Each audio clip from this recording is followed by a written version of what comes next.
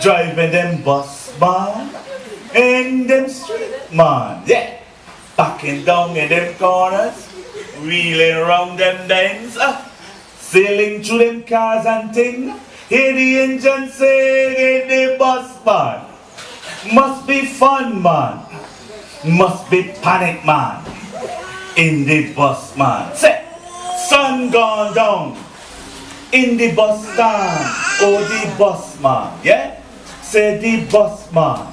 Is a easing and a squeezing for a wallet in the bus stand. Yeah? I say the bus, man. Here was it. Say, bus, man. Must be fun, man. Driving them bus, man. In them street, man. Say, backing down in them corners. Wheeling around them bends. Staring through them cars and things. Hear the engine sing in the bus, man. Yeah. Must be fun, man. Yeah. Must be fun, man. Thank you so much, Vincent Farrell. Now, it occurred to me just now that at the other readings, we've always given the audience an opportunity to talk to the writers. Excuse me. To talk to the writers about their work, about the work that they presented. In this case, I'm opening the floor very briefly. I'll be counting to 60 in my head, and if nobody asks a question, we'll move on. I'm sort of only half joking here. But I'm going to give you an opportunity to ask questions of our featured artists this evening.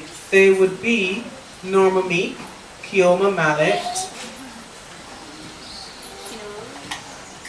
Y'all don't know who came next? Yeah, Indrani. Come on, y'all are supposed to say Indrani. And Sheena Rose as well, the visual artist. So if you have any questions, now would be the time to ask.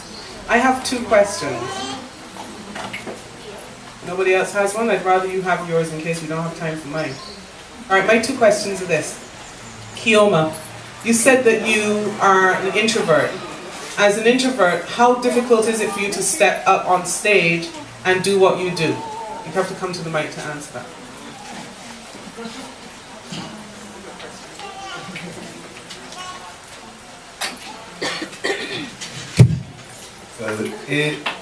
I think the nerves are overshadowed by the fact that it actually really inspire people and have fun. So even though sometimes I will be looking at it probably like there are people after when they get into it, it becomes very easy. So I cannot resist the opportunity to come on stage. Even though like today I was actually very nervous, but I think nerves is more like expectation you will have of yourself to do something really good. Because in the end, all the fears that we have are more or less our fears is of failing, not that people don't accept us, is us not living up to our own expectations. So for me, that's not really a big issue. Once I get it, that's another zone.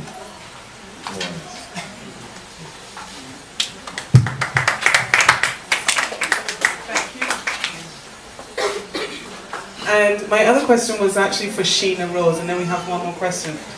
Sheena, I'd like you to come forward and talk a little bit, because I was telling you what I saw in your artwork, and I mentioned the fact that what I found interesting was, well, the work itself, the pictures and the words deal with, I think, well, although they touch on heritage, they deal with our current culture, urban culture, and yet there are all these little natural motifs in there, palm trees and hibiscus flowers and that sort of stuff. So would you speak to that, please?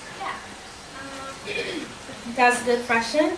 I think the thing is that there's a lot of stereotype about where we come from, about the Caribbean. So like, when I tell people I'm from Barbados, the first thing they ask me is, oh, you go to beaches every day? Oh, do you eat fruits every day? And so forth. So, what, when I did town, the first animation and stuff, I wasn't quite at first really thinking about stereotype. I just was thinking about my normal lifestyle going through Bridgetown. And then later on, when I started going into art more and more, I realized people get excited because they're learning more about where I come from. And then I started realizing that I was thinking a lot of stereotypical stuff about Barbados and the Caribbean. So then I said, okay, let me play around. Let me play around with the idea of being of the stereotypes. So if you look at the work properly, if you look at the pieces really good, I show like, look how she did she panty, right? And when you go in town or when you go anywhere, that's what we Bajan said. But what happened is, if you look very good, there are fruits on her clothes, because I used tourist fabric and put it onto her. And then the other one is, I wonder how she does babe, right?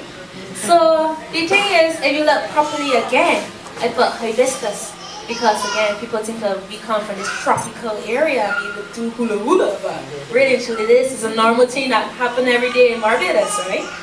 And the way how we talk, because we don't talk like Jamaican, yeah man, bumbuck, we don't talk that way. We say cheese on bread, you know? So like, what I did right here in Bajan dialect too, is like, look how she digging, she panty, alright? Or, I wonder how she that bad, right? No, I write it in English, but when we read it, we say it in Bajan. But people outside of Barbados can understand it more, you know? So, when they see the fruits and when they see the tropical hibiscus and things like that, they know it got to be from the Caribbean. Because when you see a coconut tree, you think of a hot place, right? Or island, right? Or Miami or somewhere like that. You think of somewhere that is always hot and sunny. So what I did, again, just show a normal face, a normal thing. And then they put tropical stuff on it. So these are really from tourist fabric. And we don't wear tourist clothes.